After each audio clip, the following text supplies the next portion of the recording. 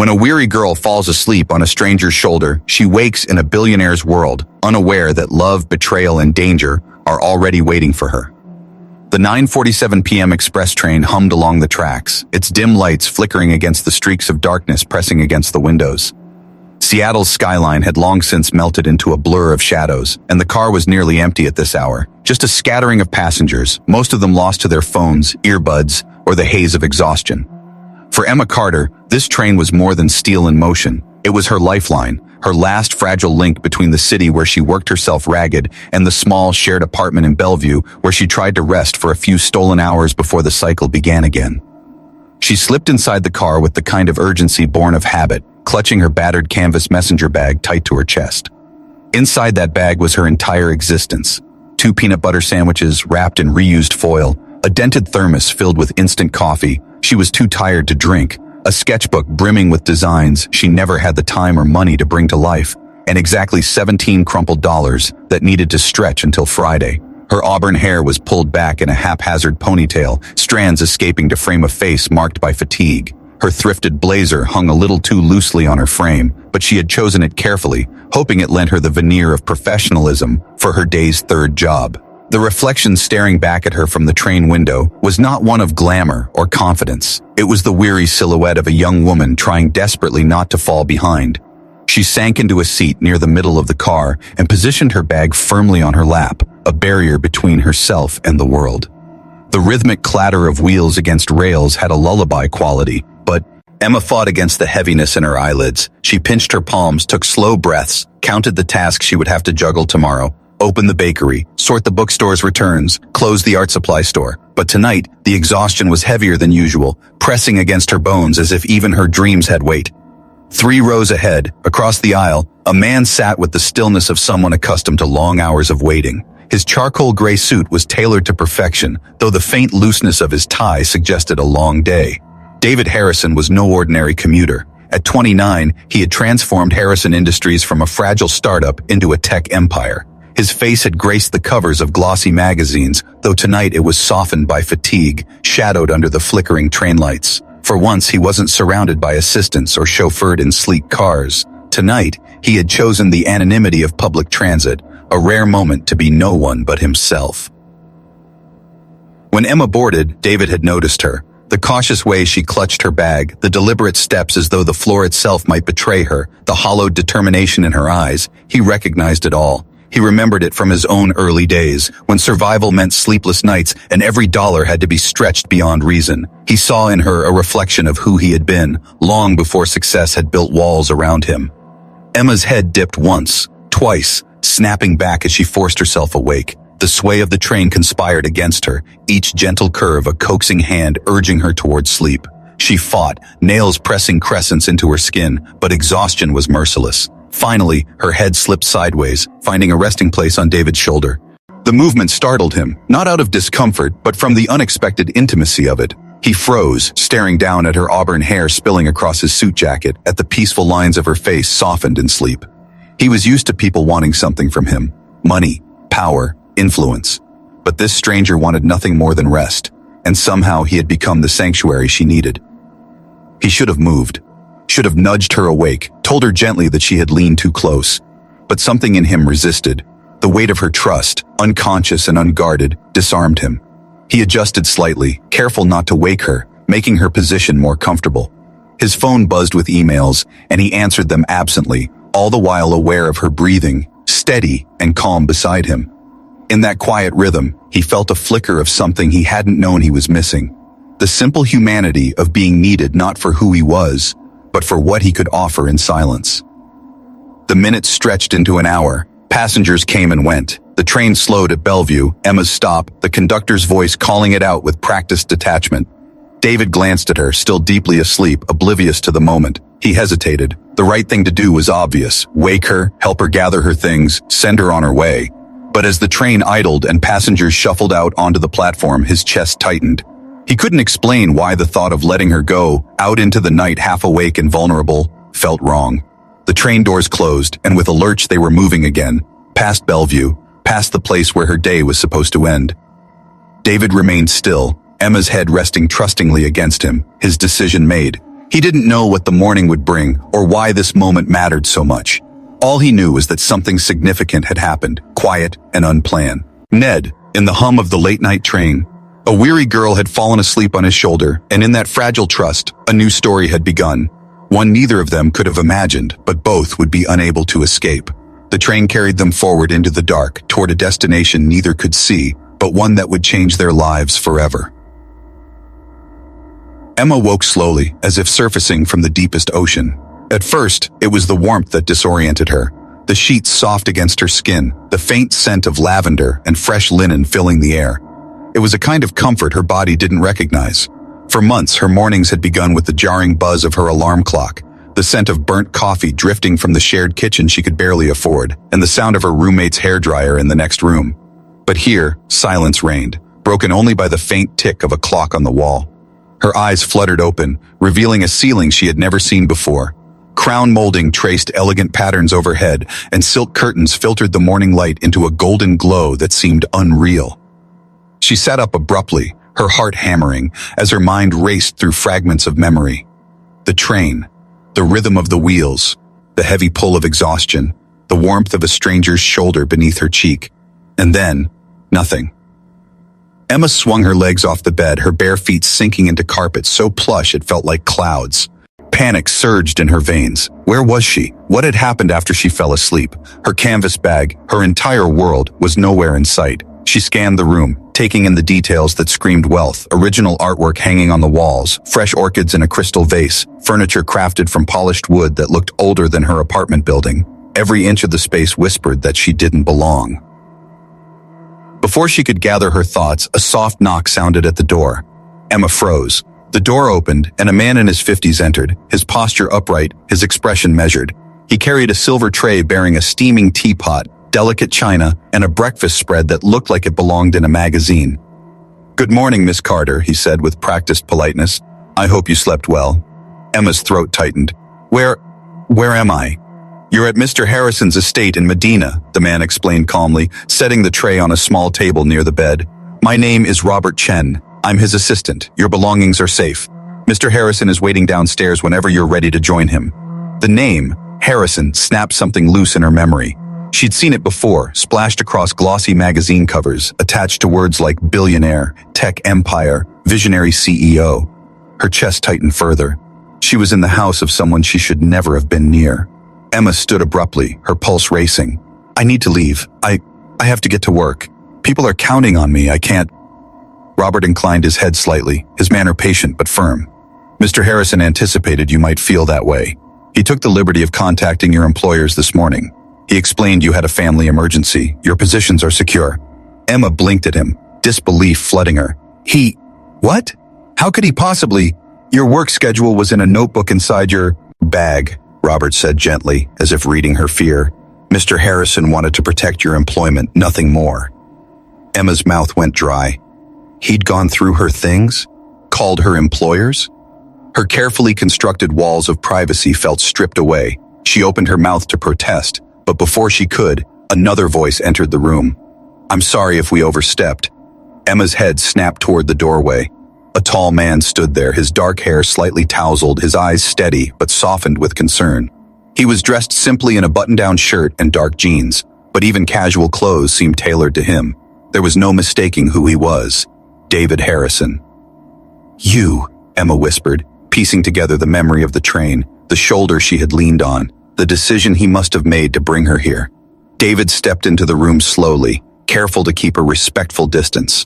"I didn't want to wake you and leave you stranded on the platform in the middle of the night. You looked like you hadn't slept in weeks. I thought the least I could do was make sure you were safe." Emma's hands tightened at her sides. "You don't know me. You don't know if I'm dangerous or..." She trailed off, realizing the absurdity of her own words. She was the vulnerable one. She had been asleep. He could have done anything. And yet he hadn't. David's lips curved faintly. "That's true. But somehow I doubted you were a threat. You trusted me enough to sleep on my shoulder without knowing who I was.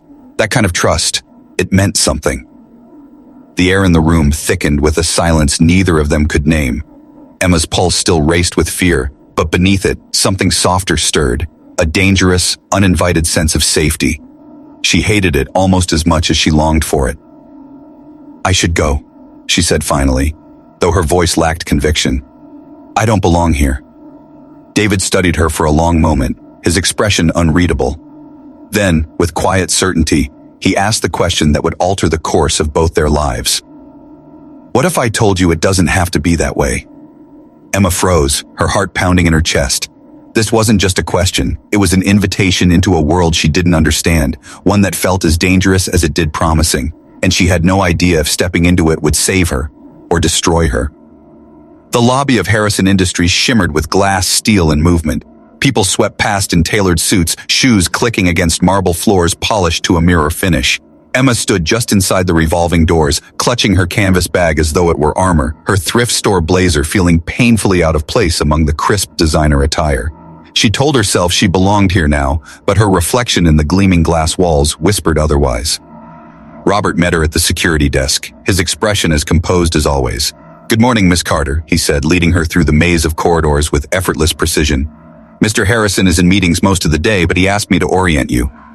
Emma followed, her pulse quickening with each step. Every corner of the building radiated power, even the art on the walls, abstract pieces worth more than her yearly rent, seemed to watch her, reminding her she was trespassing in a world built for others. Her new office was a sleek space adjoining David's own, separated by a glass partition that offered a panoramic view of the Seattle skyline. Emma had barely set down her bag before she realized her desk already held neatly stacked files, an expensive laptop, and a schedule so precise it was overwhelming. She swallowed hard. She had asked for this. No, she had chosen this. But the enormity of it pressed down on her shoulders like lead. The morning unfolded in a blur of instructions. Robert explained her responsibilities: coordinating David's calendar, screening correspondence, liaising with executives and charities alike. Emma's head spun, but beneath the chaos, a spark ignited. She had spent years balancing 3 jobs, 3 different bosses, and endless exhaustion. If she could survive that, she could manage one man's empire. Hours later, when David finally appeared, she almost didn't recognize him. Gone was the tired commuter from the train. In his place stood a man cut from authority itself, his navy suit tailored to perfection, his presence commanding without effort. He greeted her with a smile that reached his eyes, genuine, if tinged with fatigue. "Welcome to Harrison Industries, Emma," he said. "I'm glad you came." Something in his tone, quiet relief, maybe even trust, unsettled her more than the grandeur of the office. She nodded stiffly. "Thank you for the opportunity. I'll do my best." "You'll do more than that," David said, studying her with a gaze that felt like both a challenge and a promise. "I know it." For the first time in years, Emma felt seen, and it terrified her. The weeks passed quickly. Emma adapted faster than even she expected. She discovered she had a talent for spotting inefficiencies, reorganizing workflows, even suggesting ideas that saved the company time and money. Executives who had dismissed her at first began nodding when she spoke, some grudgingly, some with genuine respect. Every day she found herself drawn further into David's orbit, not just by the work, but by the man himself. He was brilliant, decisive, and beneath the polished exterior, startlingly human. Their conversations during briefings often drifted beyond business. Books they both loved, art she dreamed of creating, his quiet admissions about the loneliness of leadership. Emma told herself it was professional. She told herself the warmth in his eyes meant nothing. But every evening, when she caught her reflection in the office glass with David's silhouette in the background, she felt the ground shifting beneath her feet. It was on an ordinary Tuesday afternoon that the ground truly gave way. The elevator doors opened, and a woman swept into David's office like a storm in silk. She was tall, striking, her blonde hair cascading in perfect waves over a designer dress that probably cost more than Emma's yearly salary. She moved with the ease of someone born to command attention, her perfume trailing an air of calculated luxury. "Darling," she said, leaning down to kiss David's cheek with practiced intimacy. "I hope you don't mind me stopping by unannounced. I was in the neighborhood and thought we might have lunch." Emma stiffened at her desk, watching through the glass partition as David's expression shifted into something unreadable, polite, but edged with caution. "Victoria," he said, "I didn't expect to see you. I thought you were still in Europe." "I cut my trip short," Victoria replied smoothly, slipping into a chair across from his desk. "I missed Seattle. I missed you." Emma forced her eyes back to her screen, but their voices carried easily through the glass. Every syllable was laced with history. Victoria spoke with the confidence of someone who believed she still had a claim, and David's careful responses only deepened the tension. Minutes later, David stepped into the doorway of Emma's office. "Emma, could you join us for a moment? I'd like you to meet someone." Emma stood, smoothing her blazer, and crossed into his office. Up close, Victoria was even more stunning, her smile flawless but her eyes sharp. "Victoria Blackwood," David said. "This is Emma Carter, my personal assistant. Emma, Victoria is an old friend." Victoria extended a manicured hand. "How lovely to meet you, Emma. I hope you're finding the work here fulfilling." "Very much so," Emma replied evenly, though she felt the weight of unspoken judgment in Victoria's gaze. "David has always had such interesting tastes in staff," Victoria continued, her tone light but edged. "Though I must say this is quite a departure from his usual preferences." Emma's cheeks warmed, though she refused to flinch. The insult was subtle but clear. Before she could respond, David's phone rang, pulling him away.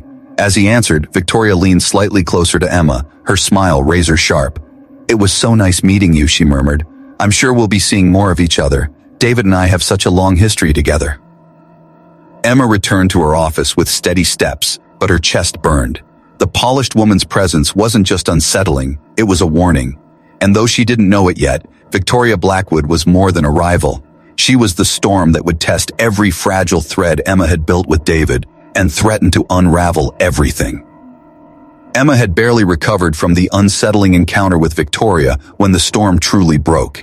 It began with whispers, snippets of conversation among executives, nervous glances at their phones, an undercurrent of unease that rippled through Harrison Industries like electricity. By the second week of Victoria's reappearance, those whispers had erupted into open panic. Confidential details of a pending acquisition, one of David's most guarded projects, had surfaced in the financial press. The leak sent shockwaves through the markets. Investors demanded answers, rivals circled like vultures, and the company's stock price plummeted by billions overnight. Emma felt the shift immediately. Meetings grew tense, phone calls sharper, every department suddenly on edge. She watched David transform. From the man who had laughed with her over takeout boxes to the CEO in full armor, decisive, commanding, but with shadows deepening under his eyes as he worked around the clock. Yet even in the chaos, his gaze often found hers, wordless but heavy with trust. "Someone on the inside is feeding information," David muttered late one night, standing by the floor-to-ceiling windows of his office as Seattle glowed beyond. His voice was low, edged with fury. "This isn't sloppiness, it's precision, deliberate." Emma, seated at her desk with files spread before her, felt the unease twist tighter. "Could it be one of your executives? Someone on the board?" He shook his head. "Too many details. Whoever's doing this knows not just the deals but my private schedule. They've overheard conversations, read documents that never left this office." The realization chilled her. She thought of Victoria, her sudden return, the way her eyes had flickered toward David's desk, the casual way she lingered as though she owned the room. Emma remembered her words, veiled with poison. "David and I have such a long history." Her stomach clenched. Could it really be her? Over the following days, the sabotage escalated. Meetings were disrupted by reporters somehow obtaining insider agendas. Competitors undercut Harrison Industries with offers they should never have known existed. Each blow struck deeper, and Emma saw David harden, carrying the weight alone. But she also saw something no one else did. The weariness he tried to hide, the way his hands trembled slightly when he thought no one was watching. Emma refused to be passive. She stayed long after the office emptied, combing through records, cross-checking leaks against meeting logs and call transcripts. Patterns emerged, subtle but unmistakable. The timing aligned with Victoria's visits. The phrasing of the leaks carried her cadence, the polished edge of her social maneuvering. Emma's blood ran cold. She confronted David one night, the evidence spread across his desk. "It's her," she said, her voice low but steady. "Victoria. She's been feeding information to the press." David stared at the papers, then at her, conflict flashing in his eyes. "You don't know that for certain." "I know enough," Emma insisted. "The leaks began the day she came back. The details line up with conversations she could have overheard here, in this office. She's destabilizing you, David. She wants you vulnerable, wants you to need her again." His jaw tightened, torn between disbelief and grim recognition. "She's capable of manipulation. I ended our engagement because of it. But this? This is corporate sabotage. It could ruin her reputation. Why would she risk everything?" Emma's heart pounded. Because some people would rather burn down the house than watch someone else live in it. For a moment, silence stretched between them, heavy and unyielding. Then David exhaled sharply, pressing his palms against the desk. "Even if you're right, proving it could destroy both of us. She has influence, connections. Her family's reach runs deep. If I move against her without absolute proof, she'll bury me in lawsuits and smear campaigns. She'll bury you too. Emma's throat tightened, but her resolve only sharpened. Then we don't need to prove it publicly. We need to stop it. The next morning, without telling David, Emma arranged a meeting with Victoria. She chose neutral ground, an upscale cafe in Bellevue where whispers would carry, but intentions could be cloaked in politeness. Victoria arrived dressed in perfection, a tailored dress, flawless heels, her smile gleaming with practiced charm. "Emma," she said smoothly, settling into the chair across from her. "What an unexpected surprise. To what do I owe the pleasure? Scheduling conflicts?" Emma leaned forward, her hands steady, though her heart raced. "I wanted to talk about the leaks." For a fraction of a second, something sharp flickered in Victoria's eyes, gone before most would have noticed, but Emma saw it. "I'm not sure what you're implying," Victoria said, sipping her coffee with elegance. "But I find the accusation bold, offensive even." Emma kept her voice calm, deliberate. "You had access, you overheard calls, you saw documents. Then within days, the same information hit the press. Coincidence? I don't think so." Victoria's smile didn't falter, but her tone cooled. "Perhaps you should be careful, Emma. Throwing around baseless accusations can be dangerous."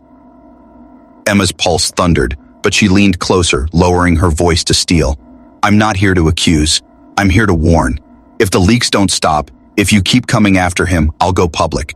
Not just with this, but with everything. The financial skeletons in your family's closet. The truth about why David ended your engagement.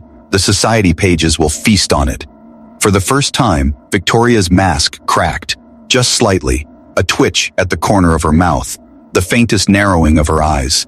"Is that a threat?" she asked softly. "It's a promise," Emma replied, rising from her seat. Her legs trembled, but her voice did not. "David built his empire from nothing.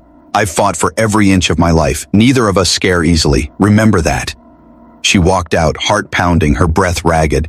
She had no idea if her gamble would work or if she had just ignited a war she couldn't win.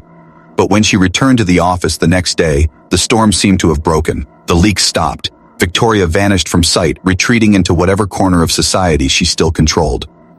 David never asked Emma how the crisis ended, but when their eyes met across the office, she saw it there. Gratitude, trust, and something deeper, something dangerous. And Emma knew, with terrifying certainty, that she hadn't just fought for his company, she had fought for him. The quiet after the storm was almost unsettling. For weeks, Harrison Industries had lived in crisis mode, phones buzzing at all hours, legal teams in overdrive, executives snapping at each other under the pressure of collapsing deals. Then suddenly the leaks stopped. The financial press moved on, investors calmed, and the company's stock stabilized. On the surface, it seemed the danger had passed. But for Emma, the silence felt heavy. Victoria's disappearance was too neat, too sudden. Predators didn't simply walk away from prey. She told herself it was over, that her confrontation at the cafe had worked, but a sliver of unease dug at her ribs like a thorn. David, meanwhile, threw himself back into work with relentless focus. To the rest of the world, he was the same commanding CEO, sharp, tireless, unshaken. But Emma saw what others couldn't. The faint shadows under his eyes, the way he lingered at his office window, staring at the skyline as if searching for something he couldn't name. It was late one evening when the dam finally cracked. The building was nearly empty, the hum of the city far below them, when David appeared at her desk. His jacket was off, his tie loosened, his usually composed expression raw with something unguarded. "Emma," he said quietly, his voice roughened by fatigue and something else, hesitation. "Do you have a few minutes?" Her heart stuttered. "Of course." He gestured toward his office and she followed, acutely aware of the silence surrounding them. He didn't sit at his desk. Instead, he walked to the wide windows overlooking Elliott Bay, the lights of Seattle shimmering like scattered stars. For a long moment, he said nothing, his hands buried in his pockets, his shoulders tense. "I owe you an explanation," he said finally, still facing the glass. "About Victoria. About everything." The night of the gala shimmered with chandeliers and polished marble, the grand ballroom of the Bellevue Hotel buzzing with Seattle's elite. Harrison Industries had stabilized after the storm, but David's presence at this event was more than social. It was strategic. Investors, politicians, and rivals would all be there, watching, measuring his strength. And tonight, Emma was at his side, No longer the girl clutching a canvas bag on a late-night train, but a woman who had fought for her place in this world. Her thrift store blazer had been replaced by a simple black gown, elegant without being ostentatious, chosen carefully so she wouldn't disappear nor stand out too boldly. Still, she felt every eye on her as David guided her through the crowd, his hand warm at the small of her back. "You look terrified," he murmured with a faint smile, leaning closer so only she could hear. "I feel like a fraud," Emma admitted under her breath. His gaze softened. "Then let them see. Fraud or not, you're the only one in this room I trust." Her chest tightened at the words, but before she could reply, a voice cut through the music and chatter, a voice like velvet stretched over steel. "David." Emma turned, and her heart sank. Victoria Blackwood stood just beyond the edge of the crowd, radiant in emerald silk, her blonde hair perfectly coiffed, her smile sharp enough to draw blood. The room seemed to bend around her presence, whispers rippling outward like waves. David's hand tightened protectively against Emma's back, but his voice remained steady. "Victoria, I wasn't expecting you." "You never do," she replied smoothly, stepping closer. Her eyes flicked over Emma with calculated disdain before returning to David. But some people can't be erased so easily. The conversation that followed was cloaked in civility, but every word was a dagger.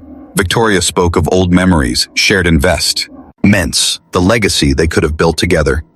She wove her sentences to make Emma feel like a footnote, a mistake, an interloper. Emma forced herself to remain calm, but her pulse raced. She could sense the eyes of the room on them, could feel the tension tightening like a wire. Then, almost casually, Victoria dropped the real bomb. "It would be such a shame if certain private documents were to become public," she said, her smile flawless, her tone dripping with innocence. "Details about the Japanese deal, or perhaps about your offshore accounts, David. The press would have a field day, unless, of course..." Her eyes glittered. "You remember where you belong." Emma felt the blood drain from her face. This wasn't just sabotage, it was blackmail. David's jaw tightened. "You've gone too far, Victoria." "Have I?" she replied sweetly. "Or have you simply forgotten how ruthless this world is? She," Victoria's gaze slashed toward Emma, "doesn't belong here. You know it. I know it. And the world will never accept her. Sooner or later she'll drown, and when she does, she'll take you with her." The words struck like a blade, but instead of crumbling, Emma felt something fierce ignite inside her. She stepped forward, placing herself between Victoria and David. Her voice trembled at first, but steadied as she spoke. "You think you can scare me? You think wealth and power make you untouchable?" Emma's eyes locked onto Victoria's, unflinching. "I've fought harder for scraps than you've ever fought for anything in your life. I've survived exhaustion, humiliation, and hunger. And you think I'll let you take this from me? From him?" The crowd around them fell silent, watching as the quiet assistant faced down one of Seattle's most formidable socialites. Emma took another step closer, her voice low but sharp. "You want to play games, Victoria? Then understand this. You underestimated me once. That was your mistake. Do it again, and I'll make sure every skeleton in your closet is dragged into the light. And when the world sees the truth of who you are, no amount of money or silk gowns will save you." For the first time, Victoria faltered. Her flawless mask slipped just slightly, her jaw tightening as if to hold back a retort. She recovered quickly, of course, but the damage was done. The crowd had seen her cornered, her power blunted by a woman she had dismissed as unworthy. Without another word, she turned sharply and melted back into the glittering throng, her emerald gown disappearing into the crowd. The silence that followed seemed endless. Then David's hand closed firmly around Emma's, anchoring her. His voice, quiet but resolute, broke the stillness. "You didn't have to do that."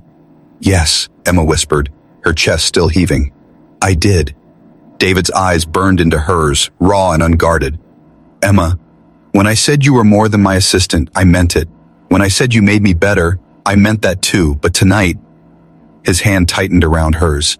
"Tonight proves something I've known since the train. You don't just belong in my life. You belong at my side. Always." The final reveal came not in his words, but in the small black box he drew from his jacket pocket. The crowds hushed to 10, returning to them like a tide. Emma gasped softly, her free hand flying to her lips as he dropped to one knee, the lights of the chandelier glinting off the diamond within. "I never intended to just borrow your strength, Emma," David said, his voice steady, unwavering. "I want to build a life with you. Will you marry me?" The world around her blurred, whispers, gasps, the glittering ballroom fading into insignificance. All she saw was him, the man who had offered her a shoulder on a train, who had seen her worth when no one else had, who had fought with her and for her. Tears blurred her vision as she whispered the only word that mattered. Yes. The room erupted into applause, but Emma barely heard it. David rose, pulling her into his arms, sealing their future with a kiss that silenced every doubt, every shadow. Victoria had tried to break them. The world would still try. But as Emma clung to David, she realized something with bone-deep certainty. She hadn't just borrowed a seat on a late-night train. She had found her place, her partner, her forever. And nothing, no wealth, no rival, no storm, could take that away.